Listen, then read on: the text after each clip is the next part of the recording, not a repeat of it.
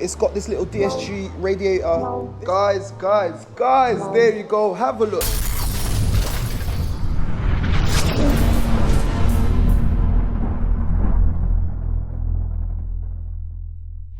Hello guys, welcome back to the channel. Welcome back to another episode from Salvage Nation. In this episode, we're back on the Golf R.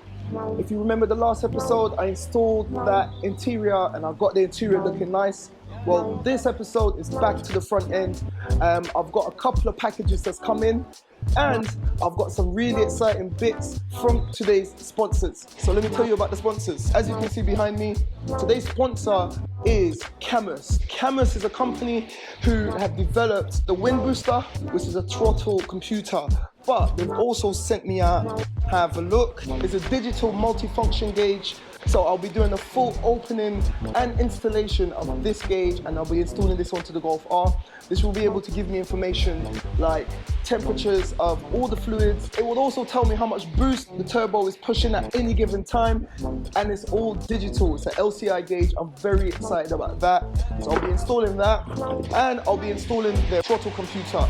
This would allow me to alter the sensitivity of the throttle on the Golf R, which will be a lot of fun. So I'm really looking forward to that.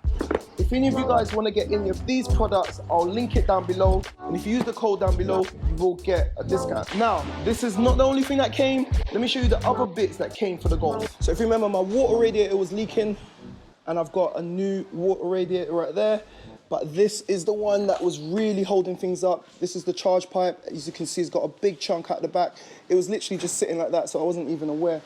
But I've ordered it directly from the dealership, and that's the replacement pipe. That's what I was waiting for. Now I can assemble that, get that swapped out, and get all of that onto the car, which is right there.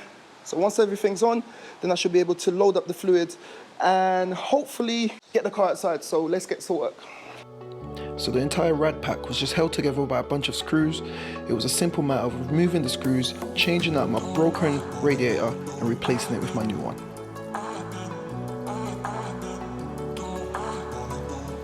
After that, I fitted it into the front slam panel, getting it ready to place onto the car. But before I did that, I had to change out my charge pipe, making sure that I also swapped over the pressure sensor.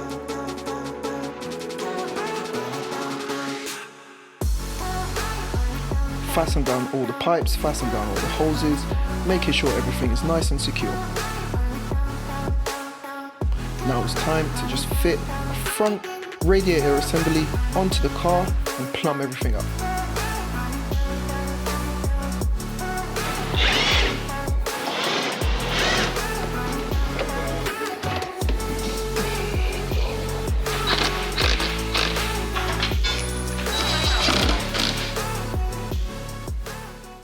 Right guys, so I've gone ahead, I've swapped out my charge pipe, that's all connected, front slam panel's on, all the rads are connected. And because this is the Golf R DSG model, it's got this little DSG radiator. This is separate. First time I've seen it actually, but I know you get it on the more performance cars. This is a tiny rad that cools down the DSG gearbox oil. So it runs from the gearbox into this, cools it down and then back into the main reservoir. So all of that is all plumbed in. I need to get a bracket for that and put it in, but I can do that at a later date. I've gone ahead and I've made my connections. I've tightened everything down. Hopefully everything should be fine. What I want to do now, I'm going to just top it up with some water initially just to check for any leaks. And then the guys from EU Parts just sent me down some coolant, and it's the red coolant as recommended by Audi. Let's fill it up, check for any leaks. If that's all good, I'll empty out that water, put in some coolant, and then we can continue with the front end assembly. Let go. Right guys, so I've topped up everything. Like I said, I'm just using water just to test for leaks. Now that's topped up, let's start the car. Another thing that I want to check for is, because this had a big old hole, when I connected all the sensors and everything, the car wouldn't idle because there was too much air in the system. So to get the car to idle, I had to unplug the mass airflow sensor. I've just plugged that all back up. I've plugged in the sensor on the charge pipe, so fingers crossed the car should idle now as normal because everything's plumbed in and all the sensors are connected up. I'm gonna let it warm up, let the water go through the system. So let's do it. Here it goes. Guys, tell me what you think of that. She's purring, no jerking, no shaking. It was really jerky when I first got the engine to start, but everything seems to be fine now.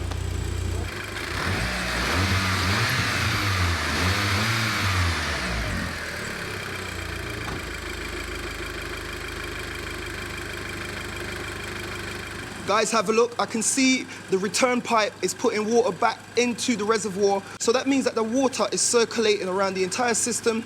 So I'm just gonna leave that to warm up. I can feel it. It's just getting really warm now, but it's not too warm as yet for me to really get the pressure up and check for leaks. So I'm gonna leave it. Guys, engine is still going fine. So far, it's been about 15 minutes, no leaks. I'm happy. So whilst I continue to let that do its thing, I'm gonna install this washer bottle, fill it up as well, and I'm gonna install the wiper blades. So if we do take it out, at least if it rains, it's been really wet outside, I can use my wipers and clean the screen if I need to. But this is something that we need to put on, so let's put it on.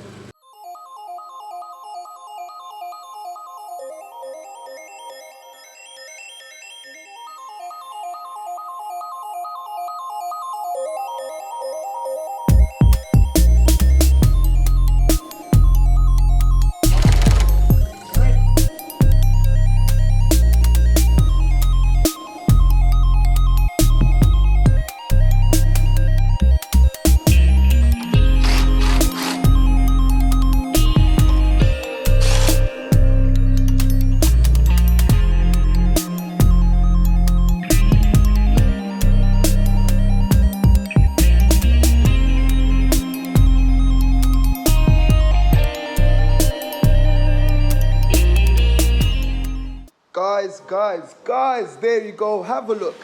I've gone ahead, I've got one headlight. I still need to get the passenger side headlight, but take a look, it's actually starting to take shape. The car is coming together, check this.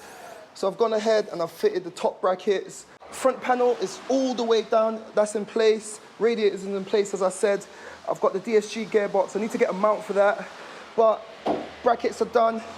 I've gone ahead and I've put in the cables and the electrical connector for the bonnet lock. I need to finish putting up all of that together, but guys, take a look.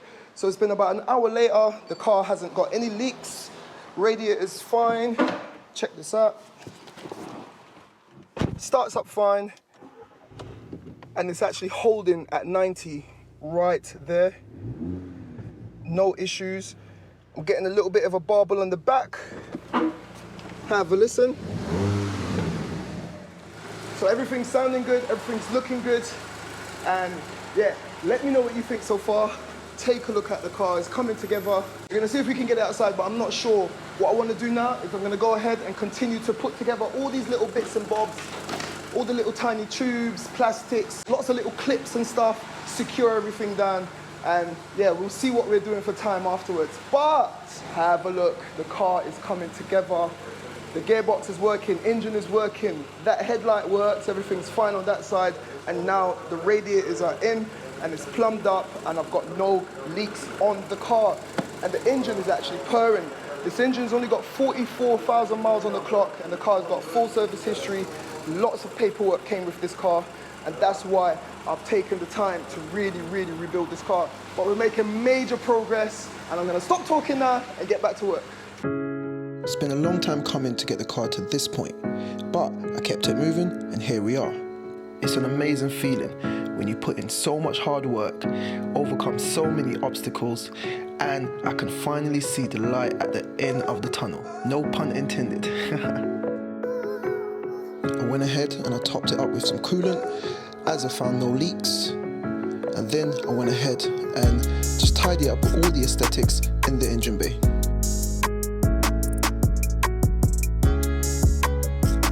Have a look at that.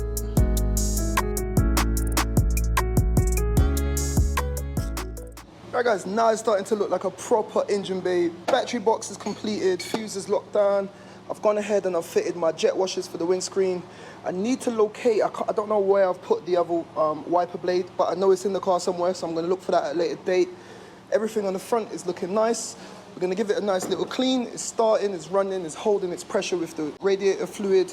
Everything is fine. So now, before I do anything else, I wanna move on to this bad boy. This is a digital OBD gauge from the guys over at Cammus, and I'm really excited to install this into the car, and it's simple. We're gonna open up the boxes, see what we get in the box. There we go. So in the first box, you get your gauge. Have a look at that, nice and tidy. And I'm told you can mount it like that, or you can mount it upside down and it's going to reverse. The screen will reverse. So when we install this, we'll get to power it up and see what's happening. It's just got one plug in there. Let's see. This is their wind booster kit. Like I said, this is for the throttle. I will be installing this as well. And I'll take it, these are the wires. So there's not a lot of wires. And what this does, as you can see there, it literally just plugs into your ODB socket, and then you hide. This is the brain behind the operations right here. You stash this behind your dash somewhere, and then you just link up the gauge to this bad boy, and you will be able to get a lot of different readings, including turbo pressure, on this lovely LCD screen. So let's install this into the car. Before we continue, let's open up the wind booster kit and see what's in this box. Have a look at that. That looks really nice. Take a look. This is the wind booster kit from Cammus. And what this does, you stick this wherever you need to stick it, in the cockpit, and this bad boy goes and sits in between the throttle plugs, and then you can adjust the sensitivity. So you've got different modes, you've got sports, you've got all sorts, and that's the wind booster kit from Cammus. Remember guys, if you want any of these products, there will be a link in the description down below, and there's going to be a code. As long as you're subscribed to Salvage Nation, you're going to get a discount if you want to purchase either one of these products, and we're going to install them into this car, and I'm going to tell you what I think. So let's install them into the Golf. Right guys, so we're at the Golf right now, and have a look at everything that we've got to install for my new LCD digital gauge. So like I said, this is the brains of the operation, and check this out. So this simply just plugs into your ODB port, and then look at the back, you can still go ahead and do your regular diagnostics. So it still gives you, it doesn't block your ODB port, it just kind of piggybacks it, and it still gives you the opportunity to plug in whatever ODB software or whatever tool you want to plug into your car. It's got this really nice, neat little remote. Because it's LCD and you want to change any settings or change the screen or whatever, you've got a remote to control that bad boy. So before I put everything in the car and tear everything down and run it properly, what I want to do is just plug it in and make sure that everything works, and you guys will get to see a first-hand kind of just preview of what everything looks like. So my ODB port is there, and that is done. Then I get this bad boy. It's so simple guys, you literally just plug everything in and you're good to go. Literally plug and play.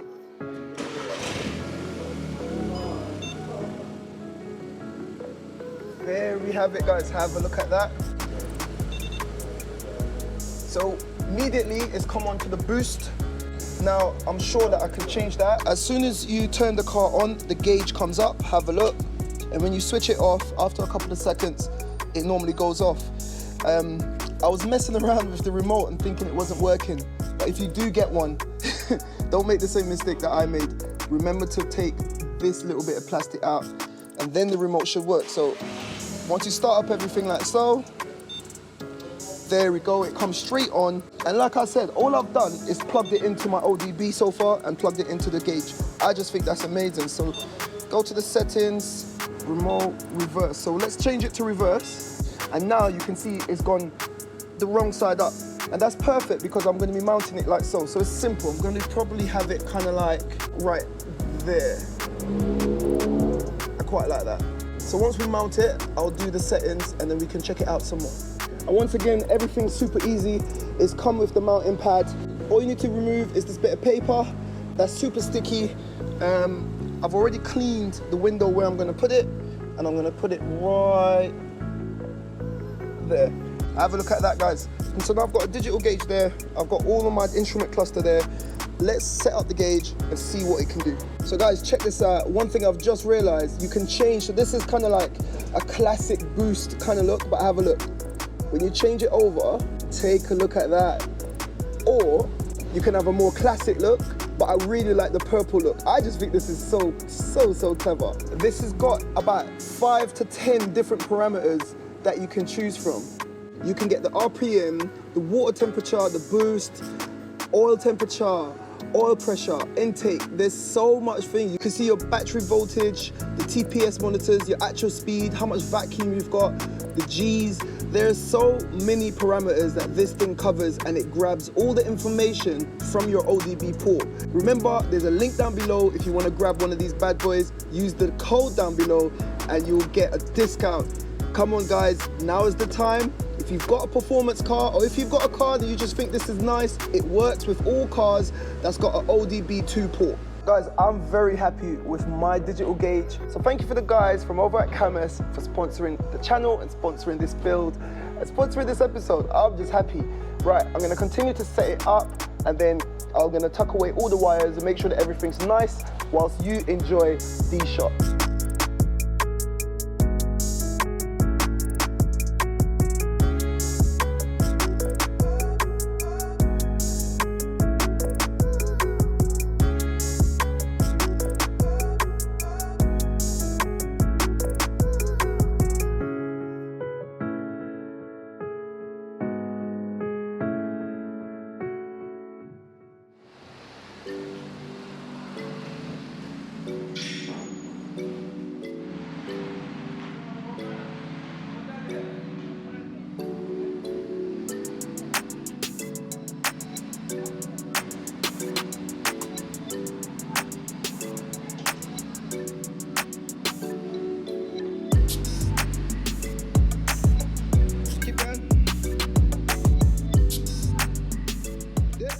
Right guys, so that ended in disaster. We took the car out trying to take a first test drive, and that's why it's always good to test drive these cars, because we've been working on this car for months. It's never really been on the roads, but as soon as we started to drive, and because there's a main road outside, I need to get the car onto a little side road. As soon as we went outside, we heard this crunching noise from the passenger front. Turns out that one of the bearings, on the VWs, there's a bearing right at the end of the wishbone, and that one was dodgy. So we're gonna order one in, and then hopefully in the next episode, we'll be doing the first test drive. However, I'm not gonna let it get me down. This episode has been a very, very good and productive episode. We got a lot done. The front end is all good. And come on guys, like, tell me what you think of that gauge from Cammus. Like, I love it, I love it, I love it. I'm sat in the car now, have a look. Everything is still working as it should, but look, the Cammus gauge literally just kicks in, and I can't wait to get the car out and really see how much boost we're pushing, as well as checking out the rest of the functions on that. Also in the next episode, I'll be installing the wind booster throttle computer from Cammus as well. Click the link down below, don't forget. And on that, this is where we're gonna be ending this episode. So thank you guys for taking the time out to watch this episode and to watch my content in general. I hope you enjoyed it, and if you did, give me a thumbs up. It really, really helps with the YouTube algorithm. If you're watching this and you're not subscribed, make sure you smash that subscribe button. I'm off now to start working on the Porsche, which is right there. So, like I always say, keep it moving, and I'll see you in the next one.